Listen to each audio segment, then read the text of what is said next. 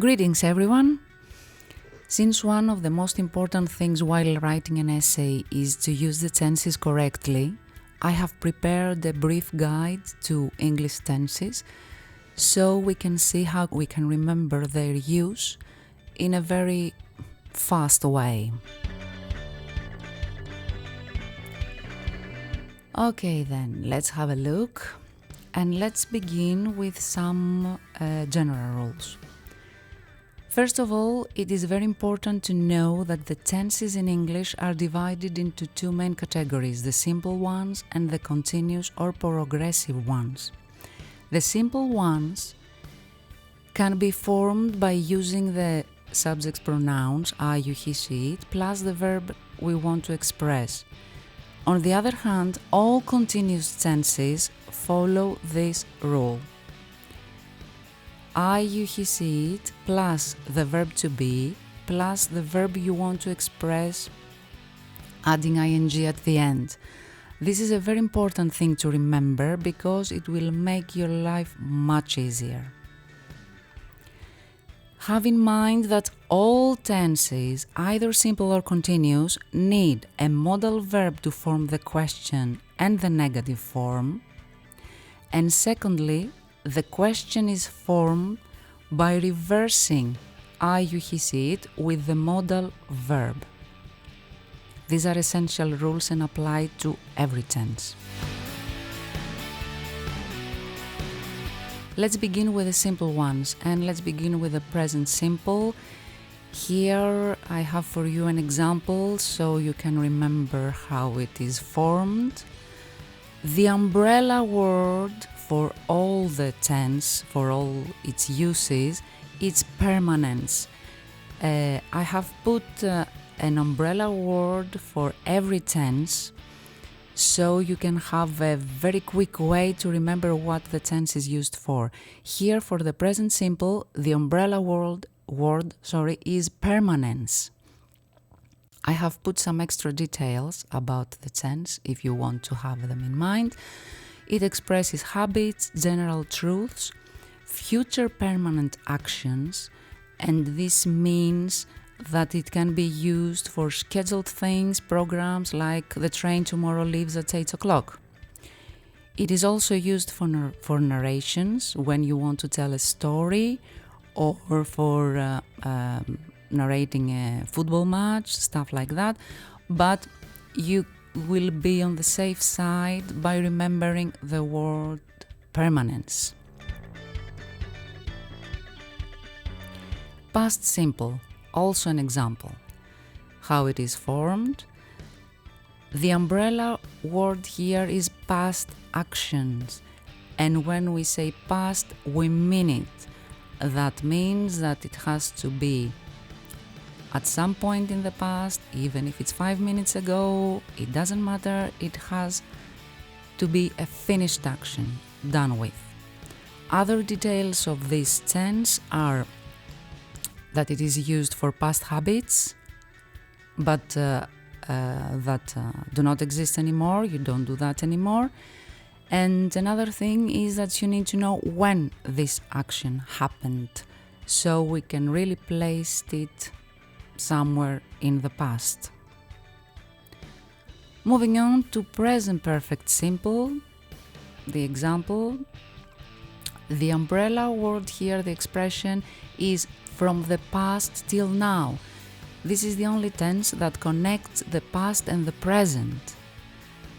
That means that either the action is recent or the action happened in the past but we don't know when. That means, for example, I have broken my leg. I don't say when this happened, but also it has a way to connect with the present because my leg is still broken, and that means that I'm unable to do several things. Also, present perfect simple means that your action is within a present time frame. For example, I have seen 3 films this week. The week is not over yet. And that's a huge difference, because if in your sentence you had the previous week, that would be in the past. Okay, so if we have a present time frame, we need to use present perfect simple, and that is, it is used for an action from the past till now. Moving on to the next tense, past perfect simple, the example on your screen, and the umbrella sentence is before a point in the past. So you need something in the past, either a date or a time or an action in the past, and then the past perfect is used for an action before that.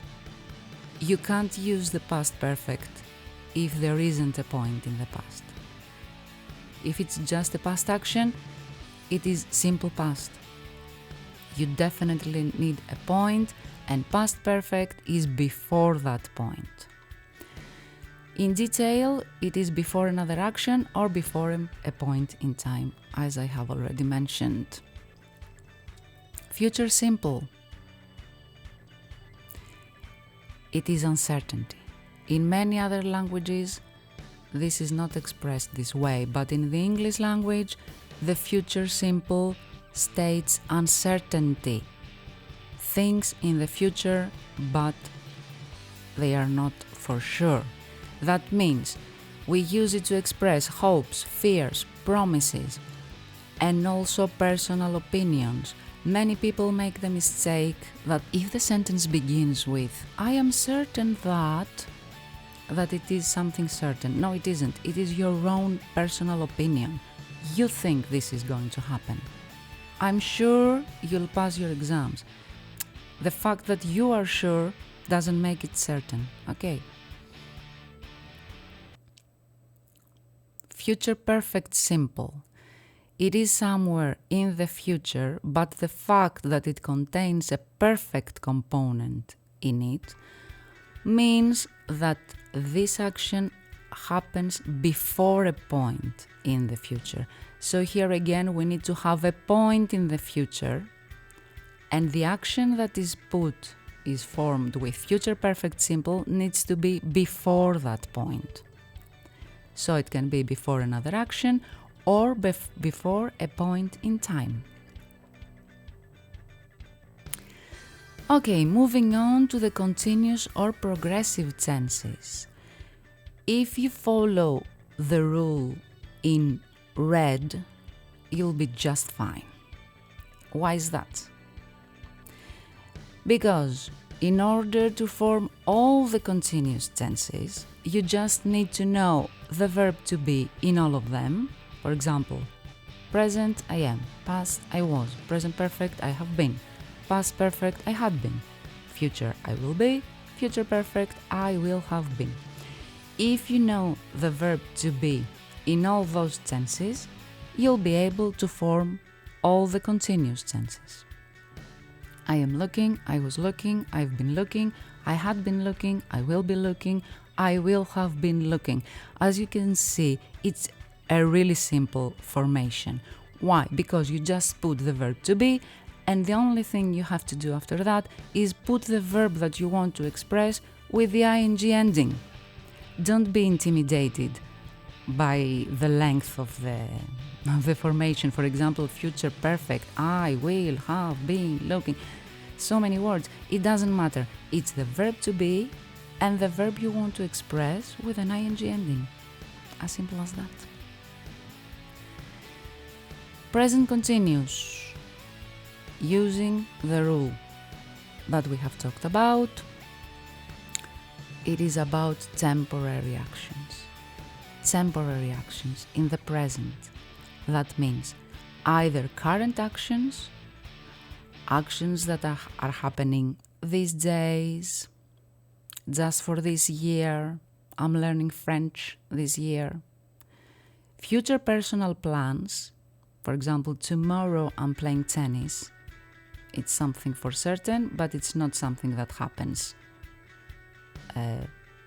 like a train that leaves tomorrow.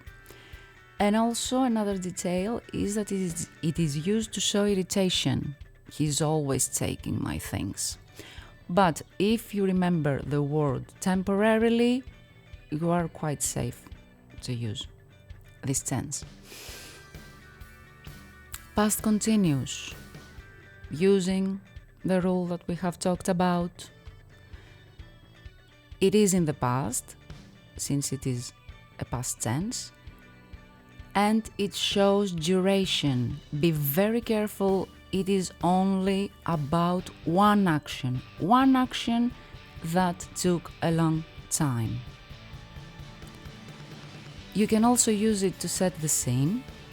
The birds were singing, the sun was shining, blah blah blah blah. It can also show parallel actions. While I was studying, my brother was listening to music. Both actions had duration and they happened in parallel. Also, it is used to show annoyance with always. He was always leaving the door open. Present perfect continuous. Also using the rule be plus verb with ing. From past till now as the present perfect simple, but since it is a continuous tense, it shows duration. What does that mean? It means that something was happening and is still happening. I have been watching TV for 5 hours until now. It started 5 hours ago and it is still happening. So you need something that shows the duration of the action. Other details: the tense is used for a past action with present results.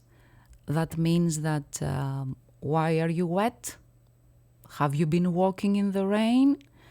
The action of walking in the rain might be in the past, but the results are visible now. You are wet. So, as in the simple form, the tense finds a way to connect to the present. It also shows annoyance. Someone has been reading my diary. Past perfect continuous. As in its simple form, let's begin with the rule. It follows the rule of all continuous tenses. What you need to know is that it shows that something was happening in the past, and it shows duration, and something was happening in the past before something else. Okay, as its simple form. So you need a point in the past or an action in the past, and the past perfect continuous is something that happened before that, and you need to state for how long. That's its only use. Future continuous. Also following the rule, it is about the future, and because it is a continuous tense, it is all about duration. Something that will be happening for a long time in the future, or at least you state for how long. Another very unusual detail, it's difficult to remember it. It is used to express an action that will happen, but I have no intention of doing it. It's a tricky thing to remember and to grasp. But I'm going to give you an example. Tomorrow I'll be seeing Tom. Do you want me to tell him anything? That shows that I haven't got an appointment with him. We just work together and I'm going to see him. I'll be seeing him anyway. And this is an action with no intention in the future. I think it's the last one, the last continuous, future perfect continuous, following the rule of all continuous tenses. Before something in the future as its simple form, but since it is a continuous tense, it focuses on the duration of the action. So you need to state for how long this happens. I think we wrap it up. Yes, and this is a very useful table.